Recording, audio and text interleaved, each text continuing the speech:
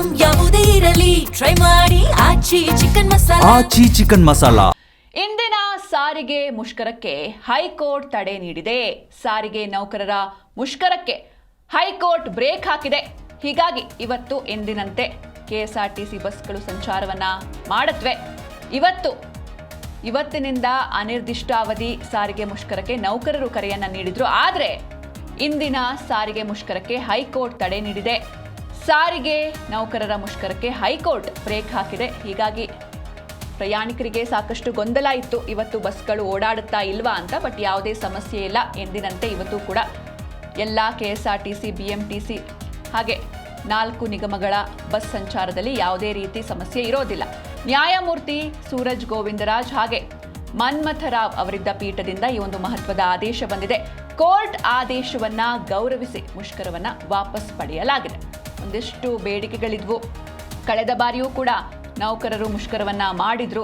ಆಗ ಸರ್ಕಾರ ಮಧ್ಯಪ್ರವೇಶಿಸಿತ್ತು. ಹಾಗೆ ಒಂದಷ್ಟು ಬೇಡಿಕೆಗಳನ್ನು ಈಡೇರಿಸ್ತೀವಿ ಅಂತ ಭರವಸೆಯನ್ನು ಕೂಡ ನೀಡಿತ್ತು. ಆದರೆ ಅದು ಸಾಕಾಗೋದಿಲ್ಲ.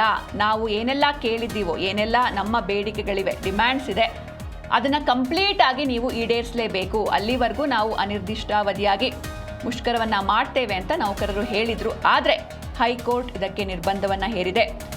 ಕರ್ನಾಟಕ ರಾಜ್ಯ ರಸ್ತೆ ಸಾರಿಗೆ ಸಂಸ್ಥೆ, ಕೆಎಸ್ಆರ್ಟಿಸಿ ಸಿಬ್ಬಂದಿ ಟ್ರೇಡ್ ಯೂನಿಯನ್ಗಳ ಜಂಟಿ ಕ್ರಿಯಾ ಸಮಿತಿ ಕರೆ ಕೊಟ್ಟಿರುವಂತಹ ಸಾರಿಗೆ ನೌಕರರ ಮುಷ್ಕರಕ್ಕೆ ಹೈಕೋರ್ಟ್ ನಿರ್ಬಂಧವನ್ನ ವಿಧಿಸಿದೆ, ಬ್ರೇಕ್ ಹಾಕಿದೆ.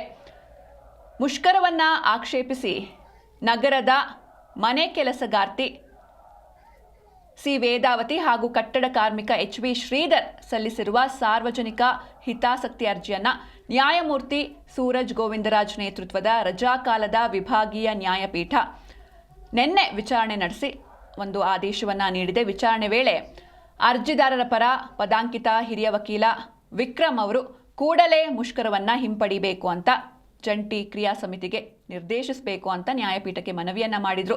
ಇದನ್ನ ಮಾನ್ಯ ಮಾಡಿದ ನ್ಯಾಯಪೀಠ ಸರ್ಕಾರ ಸಾರಿಗೆ ಸಂಘಟನೆಗಳ ಜೊತೆ ಚರ್ಚೆಯನ್ನು ನಡೆಸೋದಕ್ಕೆ ಮುಂದಾಗಬೇಕು ಅಂತ ಹೆಚ್ಚುವರಿ ಅಡ್ವೊಕೇಟ್ ಜನರಲ್ ತಾರಾನಾಥ್ ಪೂಜಾರಿ ಅವರಿಗೆ ನಿರ್ದೇಶನವನ್ನ ನೀಡಿತು. ಹೀಗಾಗಿ ಇವತ್ತು ಯಾವುದೇ ಮುಷ್ಕರ ಇರೋದಿಲ್ಲ. ರಾಜ್ಯ ಸರ್ಕಾರ ಮತ್ತು ಸಾರಿಗೆ ಸಂಘಟನೆಗಳಿಗೆ ನೋಟಿಸ್ ಜಾರಿಯನ್ನಗೊಳಿಸೋದಕ್ಕೆ ಆದೇಶಿಸಿ ವಿಚಾರಣೆಯನ್ನ ಪೋಸ್ಟ್ಪೋನ್ ಮಾಡಿದೆ. ಹೀಗಾಗಿ ಇವತ್ತು ಎಲ್ಲ ರೀತಿಯಾದಂತಹ ಬಸ್ ವ್ಯವಸ್ಥೆ ಇರುತ್ತೆ. ಯಾರೂ ಪ್ರಯಾಣಿಕರು ಗಾಬರಿ ಪಡುವಂತಹ ಅಥವಾ ಗೊಂದಲಕ್ಕೆ ಈಡಾಗುವಂತಹ ನೆಸೆಸಿಟಿ ಇಲ್ಲ. ಎಂದಿನಂತೆ ಬಸ್ ಸಂಚಾರ ಇರುತ್ತೆ. ಹಾಗೆ ದಿನಗೂಲಿ ಕಾರ್ಮಿಕರಾಗಿರ್ಬೋದು ಅಥವಾ ರೋಗಿಗಳು, ವಯಸ್ಸಾದವರು, ಹಾಗೆ ಆರ್ಥಿಕವಾಗಿ ದುರ್ಬಲರು ಸಾರ್ವಜನಿಕ ಬಸ್ ಸೇವೆಯ ಮೇಲೆ ಡಿಪೆಂಡ್ ಆಗಿರ್ತಾರೆ. ಹೀಗಾಗಿ ಮುಷ್ಕರದಿಂದ, ಅದು ಕೂಡ ಅನಿರ್ದಿಷ್ಟಾವಧಿ ಮುಷ್ಕರ, ಎಲ್ಲಿವರೆಗೂ ಸರ್ಕಾರ ನಮ್ಮ ಬೇಡಿಕೆಯನ್ನ, ಡಿಮ್ಯಾಂಡ್ಗಳನ್ನು ಫುಲ್ಫಿಲ್ ಮಾಡೋದಿಲ್ವೋ ಅಲ್ಲಿವರೆಗೂ ಕೂಡ ನಾವು ಮುಷ್ಕರವನ್ನ ಮಾಡ್ತೇವೆ ಅಂತ ಹೇಳಿದ್ರು. ಹೀಗಾಗಿ ಇದರಿಂದ ದಿನನಿತ್ಯ ಬಸ್ ಮೇಲೇ ಡಿಪೆಂಡ್ ಆಗಿರೋರಿಗೆ ಸಾಕಷ್ಟು ತೊಂದರೆ ಆಗುತ್ತೆ. ಮುಷ್ಕರದಿಂದ ಎಲ್ಲರಿಗೂ ತೊಂದರೆ ಉಂಟಾಗುತ್ತೆ ಅಂತ ಅರ್ಜಿಯಲ್ಲಿ ಉಲ್ಲೇಖಿಸಲಾಗಿತ್ತು. ಇದನ್ನ ಕೋರ್ಟ್ ಮಾನ್ಯ ಮಾಡಿದೆ. ಹೀಗಾಗಿ ಇವತ್ತಿನ ಮುಷ್ಕರಕ್ಕೆ ಸದ್ಯ ಬ್ರೇಕ್ ಬಿದ್ದಿದೆ. ಜೊತೆಗೆ ಪ್ರಸ್ತಾಪಿತ ಮುಷ್ಕರ ಇದೇ 20ರಿಂದ ನಡೆಯಲಿದೆ ಅಂತ ಹೇಳಲಾಗಿದೆ ಅಂತ ಅವರು ಅರ್ಜಿದಾರರು ಏನೆಲ್ಲ ಆತಂಕವನ್ನು ವ್ಯಕ್ತಪಡಿಸಿದ್ರು ಅಂತ ನೋಡ್ತಾ ಹೋಗೋದಾದ್ರೆ, ಹಾಗೆ SSLC ಪೂರಕ ಪರೀಕ್ಷೆಗಳು ಇದೇ 18ರಿಂದ ಇದೇ 25ರವರೆಗೆ ನಡೆಯುತ್ತೆ. ಗ್ರಾಮೀಣ ಮತ್ತು ಅರೆ ಗ್ರಾಮೀಣ ಪ್ರದೇಶಗಳ ವಿದ್ಯಾರ್ಥಿಗಳು ಸಾರ್ವಜನಿಕ ಬಸ್ಗಳನ್ನೇ ಡಿಪೆಂಡ್ ಆಗಿರ್ತಾರೆ. ಹೀಗಾಗಿ ಸಮಸ್ಯೆ ಆಗತ್ತೆ ಅಂತ ಅರ್ಜಿದಾರರು ತಮ್ಮ ಆತಂಕವನ್ನು ವ್ಯಕ್ತಪಡಿಸಿದ್ರು.